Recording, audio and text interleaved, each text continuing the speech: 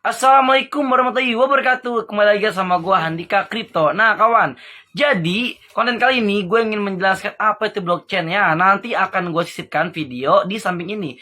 Kalian wajib tonton, jangan skip ya. Jangan lupa di kolom komen. Pasti kalian sudah sering mendengar kata Bitcoin dan blockchain, atau bahkan kalian sudah sering membicarakannya. Kalau ngomongin cryptocurrency, pasti nggak jauh-jauh dari blockchain.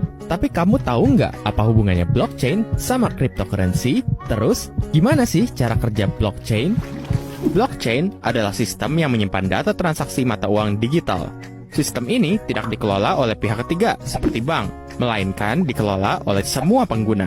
Bayangkan ada 5 orang yang ingin bebas bertransaksi tanpa menggunakan bank atau pihak ketiga. Sebut saja Joko, Giman, Marwan, Sony, dan Gatot. Dengan kesepakatan bersama, mereka memiliki rincian akun mereka masing-masing tanpa harus mengetahui identitas orang lain. Bayangkan juga kalau mereka tergabung dalam sebuah grup WhatsApp untuk berkomunikasi satu sama lain. Yang mereka butuhkan adalah folder kosong, kertas, dan pena. Mereka semua siap untuk mencatat seluruh transaksi keuangan mereka. Giman ingin mengirimkan Rp100.000 kepada Sony. Giman kemudian mengumumkannya di grup. Guys, gue transfer Rp100.000 ya ke Sony. Setiap anggota bisa memeriksa saldo Giman dan memastikan di dompetnya ada Rp100.000. Kemudian setiap anggota mencatat transaksi Giman dan Sony di buku catatan mereka. Joko, Gatot, dan Marwan membalas. Noted kan? Transaksi seperti itu terus berlangsung, dan setiap transaksi mereka beri segel lalu mereka masukkan ke dalam folder. Tapi, sebelum mereka menyimpan transaksi di dalam folder, mereka sepakat untuk memberi segel di setiap lembar transaksi. Segel ini dibuat supaya tidak ada yang mengubah catatan mereka. Mengingat catatan itu akan disimpan dalam jangka waktu yang sangat lama, jika gembok aman, semua anggota nggak perlu khawatir catatan mereka berubah. Sebelum melanjutkan cerita 5 sekawan tadi, ada 3 hal yang harus kamu ketahui. Blok terdiri dari 3 unsur, yaitu data, segel baru, dan segel lama sebagai referensi dari transaksi sebelumnya. Proses pembuatan segel ini memerlukan sebuah mesin. Di sini, kita sebut saja mesin segel. Ajaibnya, mesin segel ini akan mengeluarkan kombinasi huruf acak jika kita memasukkan angka berapapun. Katakanlah kita memasukkan stiker dengan label angka 5. Setelah diproses oleh mesin segel, ternyata angka 5 berubah menjadi kombinasi huruf. Ajaib bukan? Jika kita coba lagi memasukkan kertas stiker dengan label angka berbeda, mesin ini mengeluarkan kombinasi baru. Ternyata, mesin segel ini bisa mengeluarkan kombinasi acak huruf dan angka. Bagaimana kalau kita sepakat untuk mencari angka yang menghasilkan kombinasi antara kata burger dengan angka dan huruf lainnya? Jadi, untuk menyegel transaksi, kita harus mencoba berbagai kombinasi angka hingga menghasilkan label burger. Percobaan pertama menghasilkan kombinasi mirip kata bakpia. Percobaan kedua muncul kombinasi mirip kata onde-onde. Belum muncul kombinasi dengan kata burger. Setelah melakukan ribuan kali percobaan, ternyata angka 14045 menghasilkan kombinasi kata burger 00. Dan bingo! Kita menemukan segelnya. Akhirnya, satu kertas transaksi bisa kita lipat, lalu disegel dengan stiker berlabel 14045. Sekarang, kita bisa memasukkannya ke dalam folder. Label 14045 ini juga disebut sebagai proof of work, yang artinya ada sebuah upaya untuk melakukan percobaan memasukkan stiker dengan label angka ke mesin, hingga menemukan kombinasi burger 00. Angka 14045 atau disebut juga sebagai segel lama akan menjadi acuan perhitungan segel baru untuk transaksi selanjutnya. Misalnya, transaksi kedua.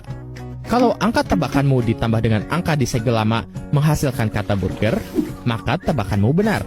Mari kita coba lagi. Kita jumlahkan angka segel lama dengan angka tebakan pertama. Hasil penjumlahannya kita masukkan ke mesin.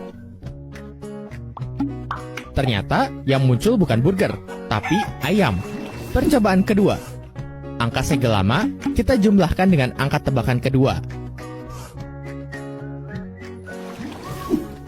Setelah hasilnya kita masukkan ke mesin, yang muncul mecin, bukan burger.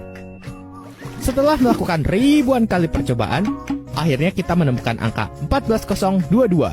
Segel lama 14045 ditambah calon segel baru 14022, hasilnya 28067.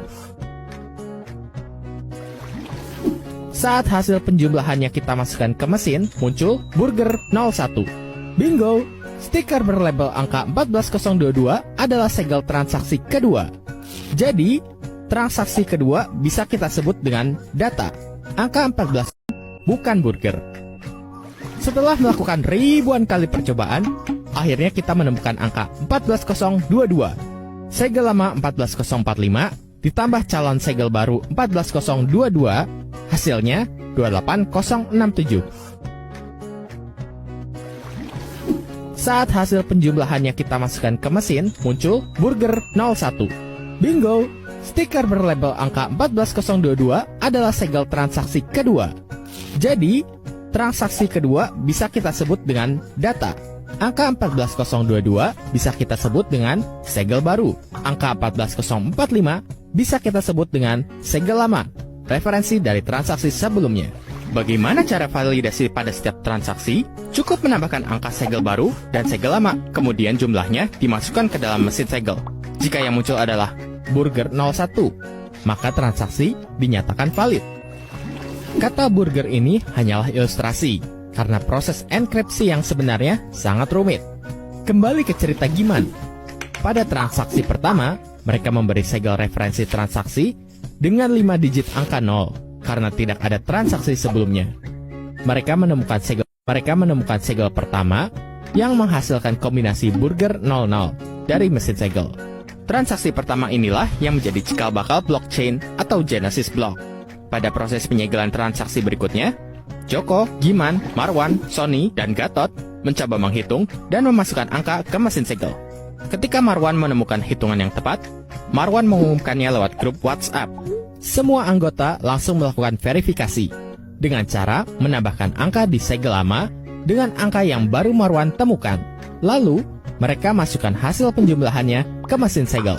Setelah muncul kode verifikasi burger 01, seluruh anggota WhatsApp langsung mengonfirmasi. Mereka masing-masing menyimpan kertas transaksi kedua ke dalam folder, lalu memulai transaksi baru.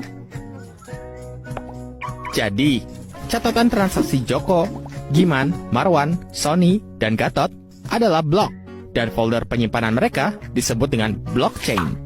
Lalu proses penyegelan setiap transaksi disebut dengan mining.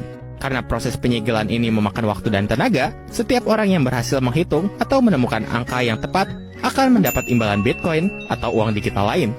Bitcoin ini sebenarnya hanyalah sebuah nama. Ia menjadi bernilai karena kesepakatan kelompok itu untuk menghargai proses penyegelan yang rumit tadi. Makin banyak orang percaya dengan konsep dan sistem Bitcoin, maka nilainya akan semakin tinggi. Bagaimana jika ada orang yang ingin bergabung dengan mereka? Satu orang ini secara otomatis mendapatkan salinan seluruh transaksi sebelumnya. Dan jika ada transaksi baru, sebuah blok akan terbentuk dan langsung didistribusikan ke dalam network. Nah, apakah kamu sudah mengerti cara kerja blockchain? Atau jangan-jangan malah makin pusing?